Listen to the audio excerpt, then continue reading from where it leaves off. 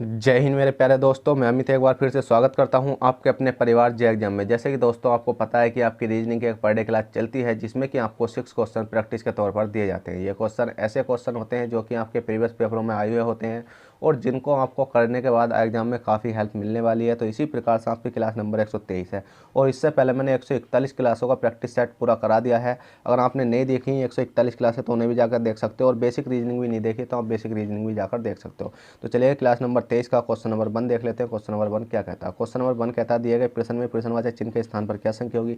प्रश्नवाचक चिन्ह आपको कहीं दिखाई दे रहा है? जी बिल्कुल हमें दिखाई दे रहा है। कहाँ दिखाई दे रहा है? ये इसके स्थान पर संख्या लाने के लिए हमें सबसे पहले करना क्या होगा?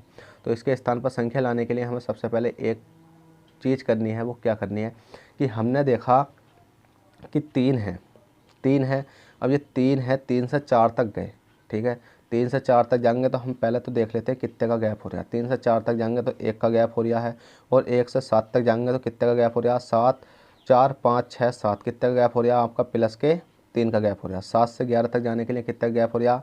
7, 4 प्लस के 4 का गैप हो रहा है। और 11 से 18 तक जाने के लिए कितना का गैप हो रहा है? प्लस के 7 का गैप हो रहा है। और 18 से 29 तक जाने के लिए कितने का गैप हो रहा है? प्लस के 11 का गैप हो रहा है। अब हमने देखा कि 1 है, 3 है, 4 है, 7 है, 11 है, पर अंतर करा 1 का आया, अंतर करा 1 का आया, ठीक है। अंतर करेंगे 2 का आएगा, अंतर करेंगे 3 का आएगा। तो देखिएगा 1, 1 का, 1 का, 3 का। तो हमने देखा कि इस प्रकार से तो हम जा नहीं सकते, तो हम और किस प्रकार से जा सकते हैं। पर हमने एक चीज़ देखी, 3, 4, 3 मिलाकर 7 बनने हैं, 7, 4 मिलाकर 11 बनने हैं, 11, 4 मिलाकर 18 बनने हैं, 18, 18, 11 मिलाकर 29 बनने हैं। तो 29, 18 मिलाकर कितने बन जाएंगे? 29, 18 मिलाकर आपके 47 बन जाएंगे। 47 ऑप्शन में है? जी बिल्कुल है। अब मैंने डायरेक्ट ये आपको बता दिया, पर हमें इस प्रकार से नहीं करना। क्यों करना? देखिए 3 है, 3 देखो, 3 प्लस के 4 देखो, 3 प्लस के 4 कितना हो गया आपका? 7, ये वाला 7 आएगा। तो 7 है भाई, ठीक है। तो ये वाला 4 ले आओ, 4 प्लस के 7 ले आओ, 4 प्लस के 4 और प्लस के 7 जोड़ेंगे तो कितना आ जाएगा? 11 आ जाएगा। और 7 प्लस के 11 जोड़ेंगे तो 7 प्लस के 11 कितना हो गया आपका? 18 हो गया। और 11 प्लस के 18, 11 प्लस के 18 जोड़ने पर कितना आएगा आपका? ये वाला 29 आएगा।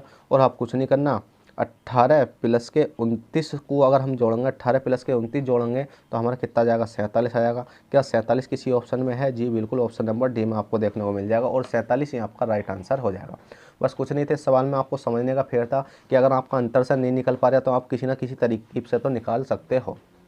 तो चलिएगा क्लास नंबर 123 का क्वेश्चन नंबर 2 देख लेते हैं। क्वेश्चन नंबर 2 क्या कहता है? तो क्वेश्चन नंबर 2 कहता है दिए गए प्रश्न में प्रश्नवाचक चिन्ह के स्थान पर क्या संख्या होगी। प्रश्नवाचक चिन्ह आपको ये दिखाई दे रहा है। इसके स्थान पर संख्या लाने के लिए हमें सबसे पहले करना क्या होगा? तो इसके स्थान पर हमने संख्या लाए कि हमने देखा ए बी ई अनुपात 8 है, तो मतलब समानुपात के एलो बराबर क्या होगा? कहने का यह है कि ए बी ई बराबर 8 किस प्रकार से आया? जिस प्रकार से ए बी ई 8, हम 8 मतलब 8 बना देंगे, ए बी ई की कुछ ना कुछ करने के बाद 8 बना देंगे, उसी प्रकार से हम ये बनाना पड़ेगा। पर ये जब बना देंगे तो हमारा ऑप्शन में होना चाहिए। तो हमने देखा ए है, तो हमने इसको इधर लिखा, ए है, बी है, ई है, ए है, बी है, ई है। ए बराबर हमने देखा कितना होता, बी बराबर हमने देखा कितना होता और ई बराबर हमने देखा कितना होता। ए बराबर देखा तो 1 होता, बी बराबर देखा तो हमने 2 होता, ई बराबर देखा तो 5 होता। पर हमने इनको तीनों को जोड़ा, 5 तो 7 अरे कितना हो गया? जहाँ आपका 8 हो गया।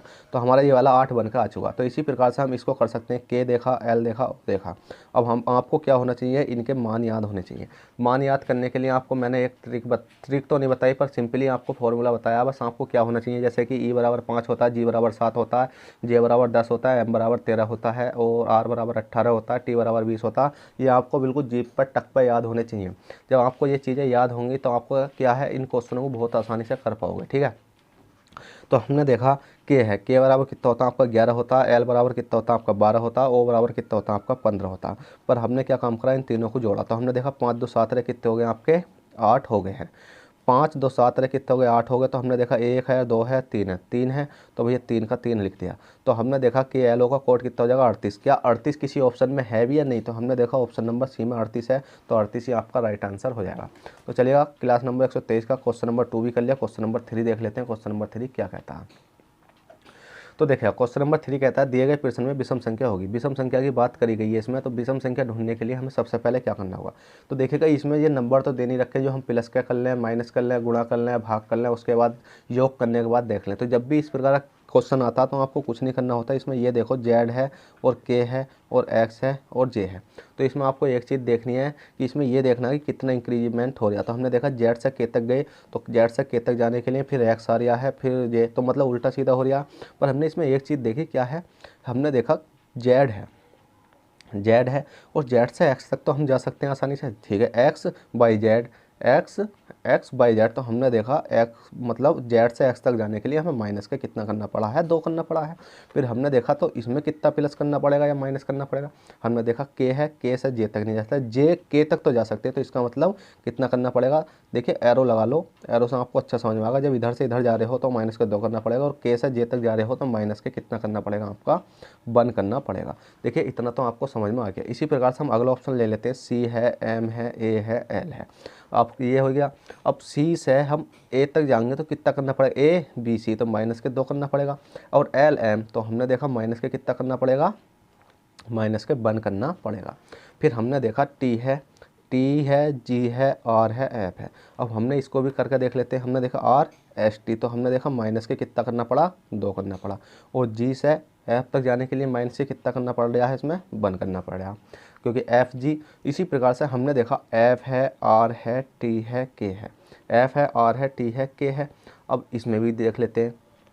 तो हमने देखा एफ से कितना होगा ये, एफ से टी तक गए, क्योंकि हम इस वाली संख्या में तो जाने, दूसरी में, पहली से तीसरी में जा रहे हैं, पहली से तीसरी में जा रहे हैं, पहले से तीसरी, तो पहले से तीसरी से जाएंगे तो कितना करना पड़ा। तो हमने देखा A B C D, F G H I J K L M N O P Q R S T, T भैया 13 14, मतलब 14 कितना हो गया, 15 हो गया, कितना हो गया देख लेते हैं दोबारा से। F G H I J K L M N O P Q R S T, तो आपका हो गया 12 13 14।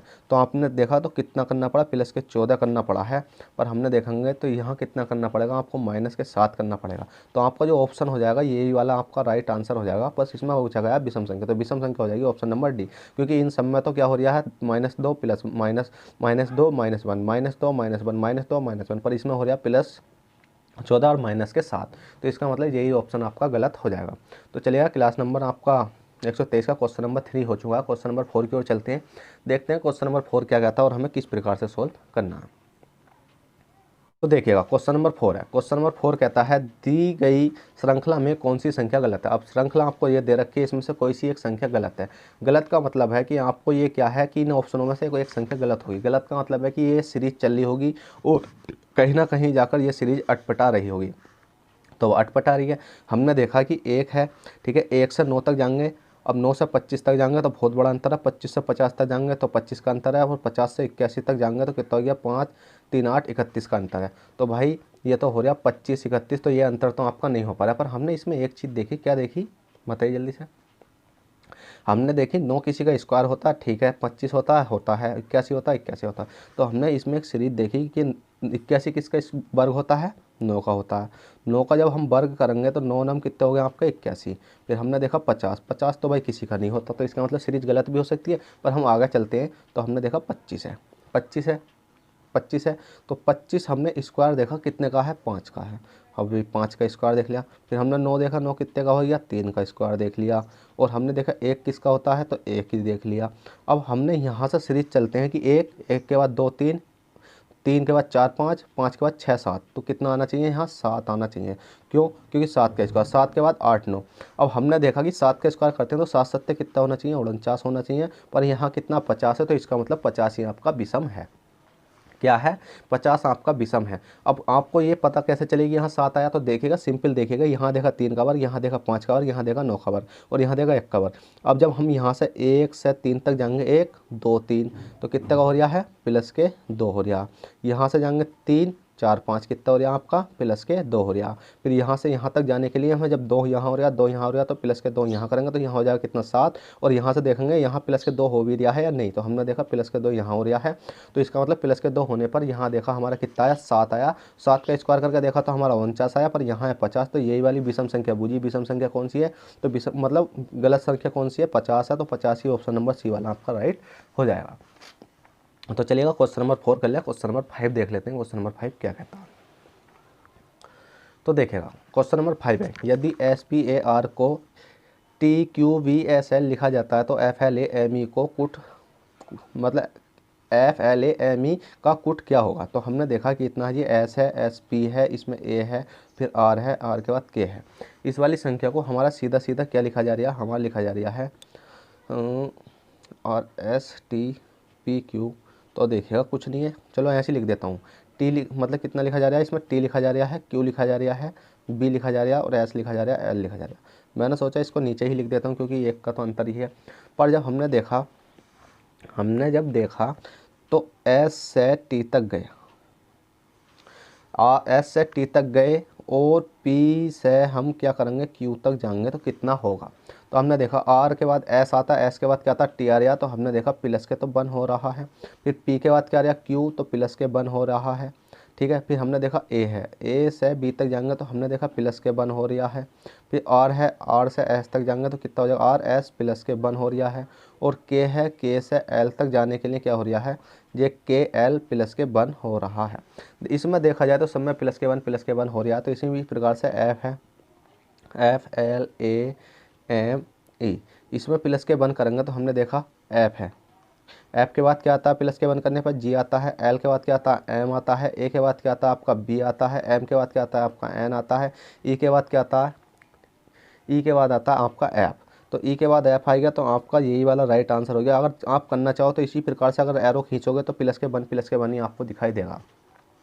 तो आपका राइट आंसर हो चुका है GMBNF। ऑप्शन नंबर ए ही आपका राइट हो चुका है, GMBNF।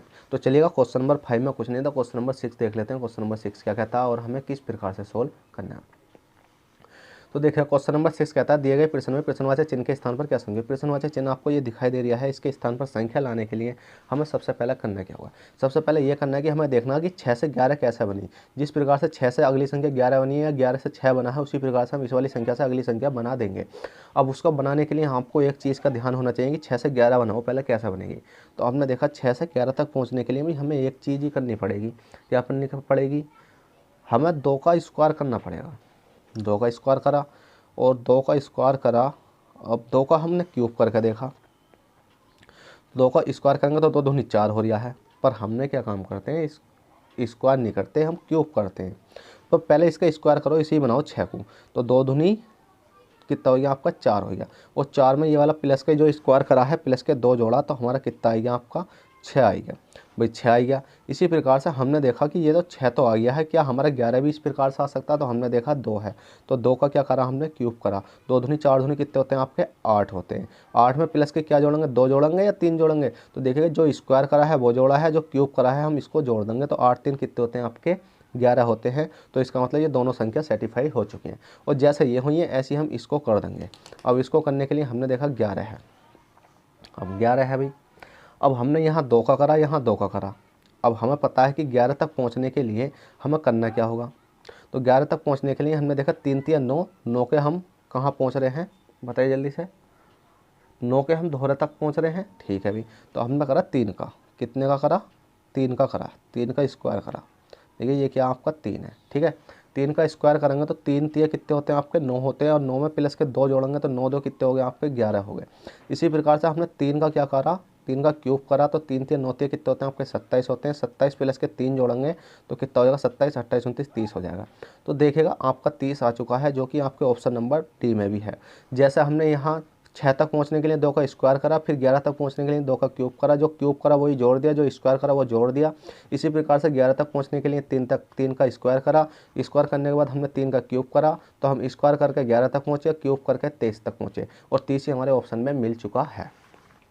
तो देखिएगा ये प्रैक्टिस सेट तो आपका क्लास नंबर 23 का हो चुका है पूरा समाप्त, ठीक है।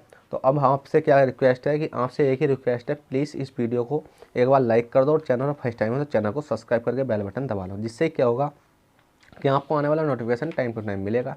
तो चलिएगा इस क्लास को यहीं समाप्त करते हैं, फिर मिलते हैं आपसे किसी नेक्स्ट क्लास में। जब तक के लिए bye, take care, all the best, जय हिंद जय भारत।